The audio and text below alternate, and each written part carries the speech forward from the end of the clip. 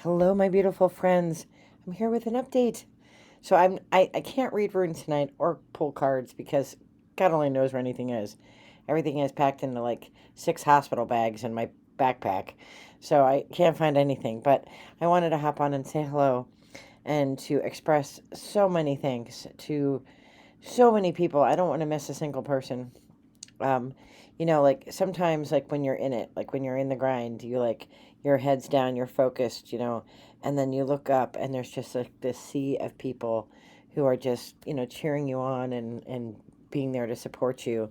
And I'm just so incredibly humbled and blessed for all the outpouring of love for my son, as he went through this surgery, and for me, and for Dave as we care for him.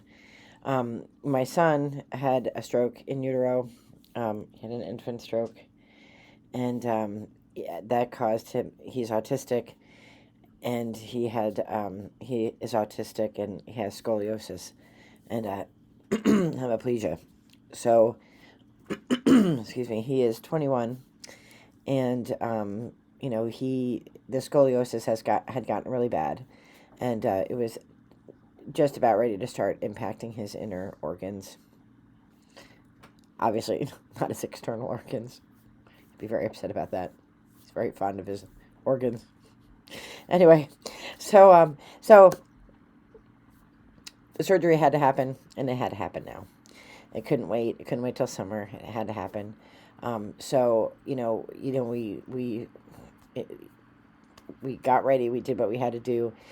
We picked a hospital in New York City because it's the best in the world for orthopedics, and the doctor, his doctor, Dr. Blanco, is one of the top-rated pediatric orthopedics, in the U.S. certainly, and probably in the world, and it is the best hospital. And as much as I despise New York City, because I'm not a city girl, when you love your child, you will drive them wherever it is that he's going to get the best care. And I have to say, if you need any sort of orthopedic surgery, especially if your kid needs it, I absolutely 100% recommend HSS, Hospital for Special Surgery, on the Upper East Side of Manhattan. It is the best. The inpatient pediatric unit is fantastic. Dr. Blanco is fantastic. The staff was fantastic. It really, it was worth that drive into the city. And also a huge shout out to the Ronald McDonald House of New York City. I'm going to put links down below to the Ronald McDonald House. They have an Amazon link that you can donate supplies to, or you can donate money. And I have to say that not only do they provide support for families, because only one parent can stay with the child. So my husband could stay at the Ronald McDonald House through the weekend, and then he came home. But they provide meals, and then all that, like, in the children's wing at HSS, there are all these awesome craft activities. My kid wasn't interested in doing them, but for other kids who would be interested in doing them, and they create all that stuff too. So, like, they really just do great work. And shout out to Peter, a gentleman who works there. He welcomed us the night we came in. That is our third Ronald McDonald House that we've stayed at. We stayed at two when Julian was a baby, for extended periods of time for testing and whatnot, as we were learning about his disabilities. And they've all been amazing. They're all very different. We stayed at the one at Hershey, the one at Geisinger, and now this one in New York City. And the work that Ronald McDonald House does is tremendous. So, we went in on the night before. We had a big fancy pizza dinner because Julian really wanted a big New York City pizza dinner. And we did that, and then we had to be for surgery the next morning. And the thing that's hard to sort of express accurately is the kind of autism that my son has. So if you've ever seen the movie Rain Man, it's very much that kind of, not as severe as that, but it's very much along that line. So he becomes obsessed about things. So if you say, for example, at 7 o'clock we're going to go get ice cream. At 7 o'clock, you'd better be walking out the door getting ice cream, because he will just, it's 7 o'clock, it's 7 o'clock, it's 7 o'clock. Reminds me of the Kmart scene from Rain Man. He is very, very focused. And so, he's doesn't really understand all of what's going on, although he understands most of what's going on. And he's like, irritated, and communication isn't easy for him because the stroke impacted his ability to communicate. And when he's upset or frustrated, that is the first thing to go. So, it was just, like, he was a rock star. I want to put that out there. Like, we had practiced before the surgery because they give you a book. I'm probably the only person in the history of HSS who read the book. And so we practiced the log roll that he was going to have to do once he had this fusion. He has 2 titanium steel rods and 22 bolts in his back to keep the spine straight. And, so that was what was going to happen. I explained everything. And these are the ways that, it's BLT, no, no bending, no lifting, no twisting. The twisting being the hardest thing because, like right now, I'm twisting my back to fix my chair, right? Like, he can't do that. Everything has to be done a little bit robotically. So when they had him in PACU, which is the step out of surgery, and physical therapy came, all they were going to do is just have him, get to where he could sit on the side of the bed. No, my kid, hooked up to 400 machines, gets up to start walking. He wants to walk, and they walked with him, and like, he just blew them away with like his walking. He wanted to walk all the time, and he wanted, like, when it came time to learn the stairs, like, we thought he would have PT for days. He like walked into the room with the stairs, walked up, down, up, down, up, down, and they're like, "You got nothing to do here." This kid is like, he was so determined, and I know, having had extensive surgeries myself, that the apple didn't fall far. Like, he was like, focus. And that is exactly how I am when I'm in the hospital too. Usually with any task, I'm like, boop, boop, boop, head down, focus, set it done. The problem comes in when it's like something like, if you've had surgery, that because of the anesthesia, you don't poop right away. So, like, of course, he can't leave until he poops, right? So he becomes obsessed.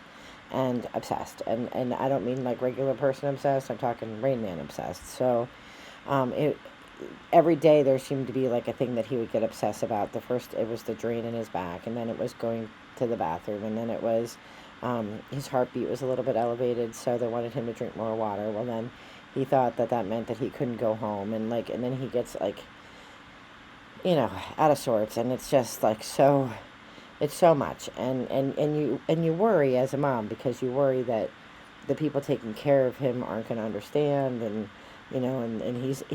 he doesn't sometimes talk, so you kind of have to figure out, like, is he actually in pain and he's just not telling us because he's afraid if he asks for medicine then he won't be able to go home. Like, you don't kind of know what's going on in the head. So he was a rock star, but there were moments each day where it was like, holy crap. And so, and I'm there alone now because, Dave's come back to Pennsylvania he had to build, we didn't have railings out front, and we had to get him a new chair for his desk upstairs that would support his back. So there was stuff that had to be done here at home. So, so I'm in the middle of it, and one of my witchy sisters, one of my soul sisters, came to visit me. She lives in Brooklyn. Never met her before in person. Met her here on YouTube, and I'm always apprehensive about letting anybody really into the personal life of BRG. So I was a little apprehensive because I'm like, I'm not in the mood to entertain anybody. I'm a hot mess. I'm at least clean because I had a great shower, and I took showers, and I try to do some self-care stuff. But I'm so focused on him, and I'm not going to be able to entertain. I'm not at my best.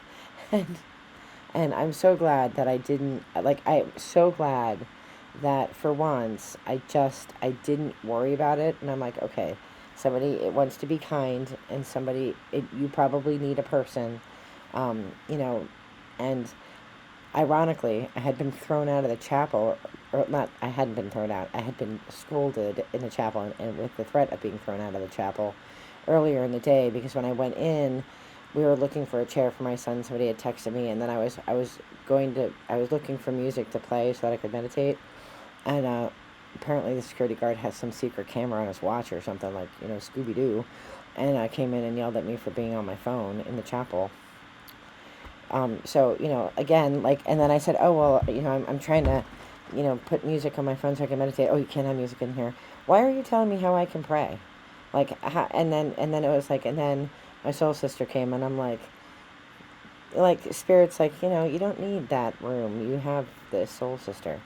And she brought us a ton of food, which we ate for like 2 days. Like, we ate it yesterday, we ate it today. I was still eating it this morning. I had calamari for breakfast. It was great. It was just so good. My son ended up eating half my sandwich, which was great because he is not very social, and he's almost, how they say, like, dogs, like, um, like watch your dogs, and if your dog doesn't like a person, like, like, that's probably a bad person, and if your dog really likes a person, that's a good person. Like, Julian just loved her. I don't know which name I'm supposed to use in here, Bella. So he just instantly loved her, and she brought him Peeps. Well, first of all, she won his heart with mozzarella sticks.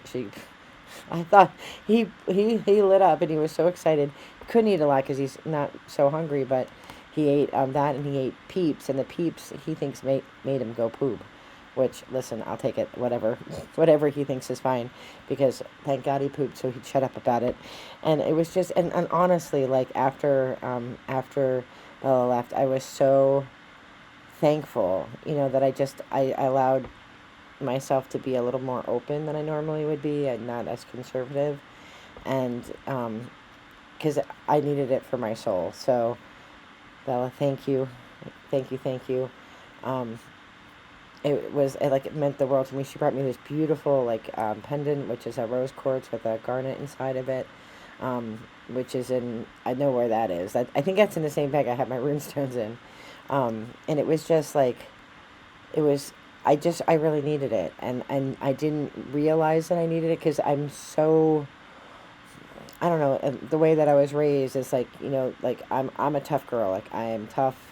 And, I come from a tough neighborhood, and I'm tough, and I can take it. I can take shit. I can take it.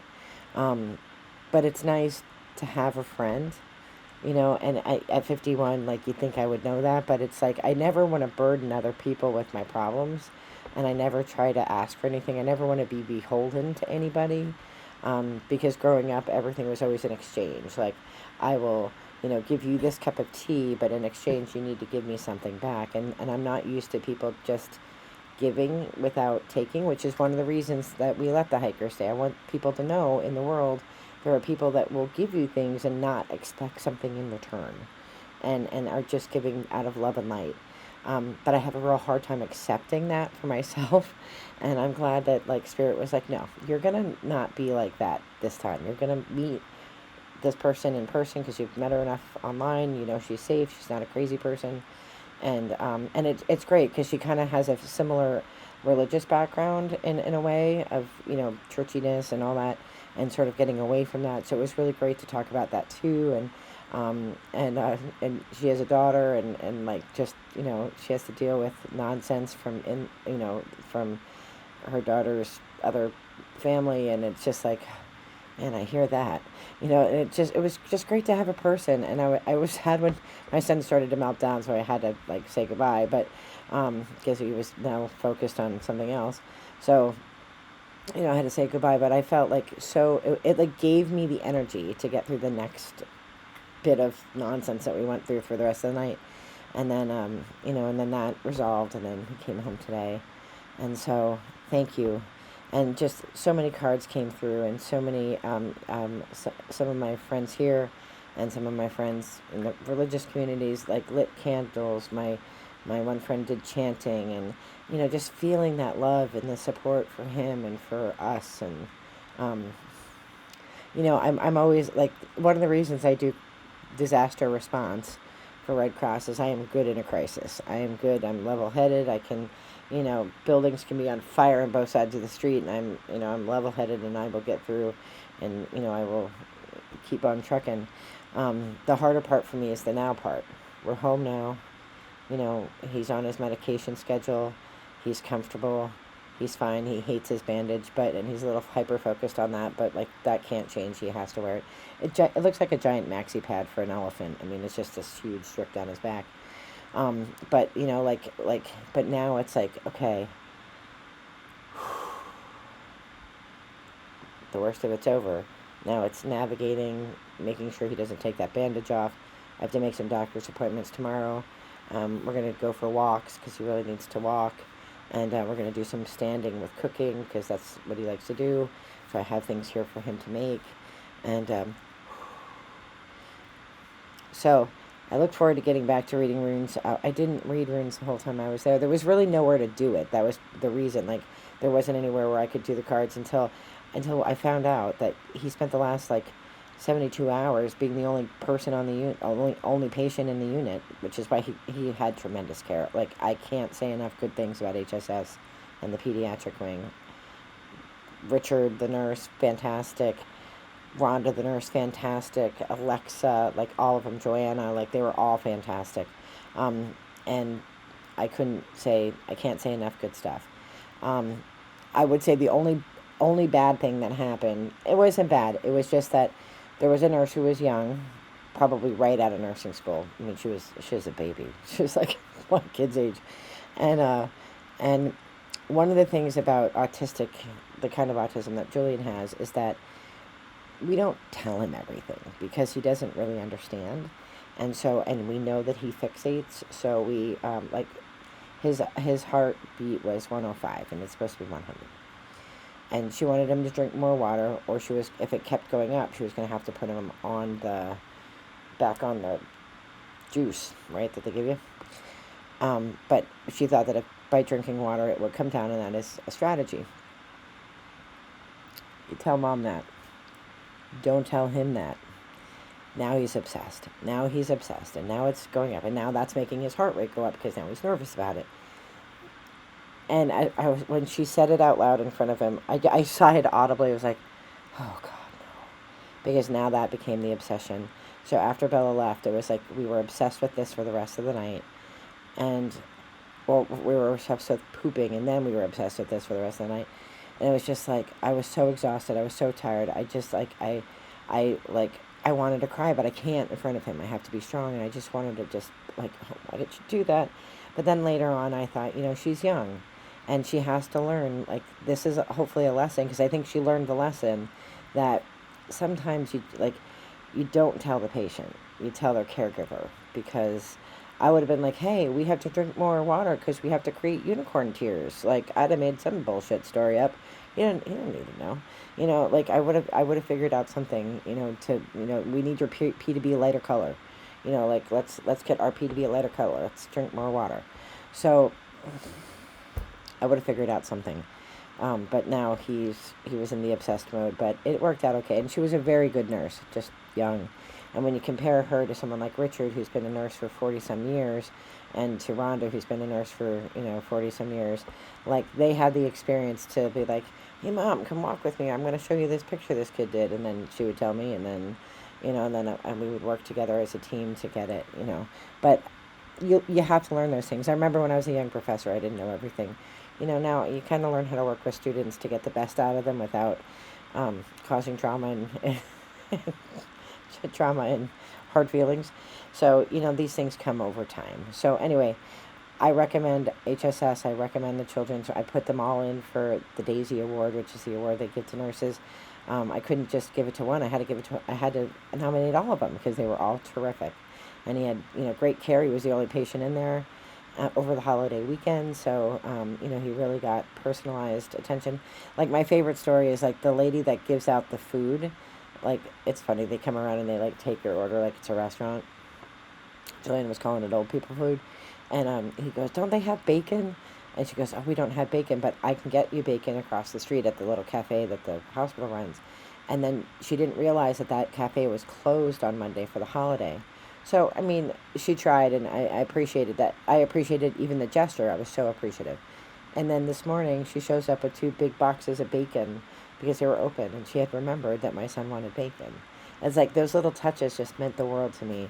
And the positive light and love in prayers and chants and spells and candles that were lit for Julian and for me, and Bella coming to visit and just bringing joy. It just, all of it meant so much. And now that I'm out of crisis mode and transitioning back into chill the hell out mode, I will be back to room reading, journaling. I brought some books just to use this time that I have to be working with him, but I have off from work to like just chill the fuck out.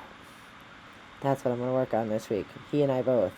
So, I am wishing you all the best in light and love. Thanks for hanging out for this ramble, and I'll see you tomorrow. Bye-bye.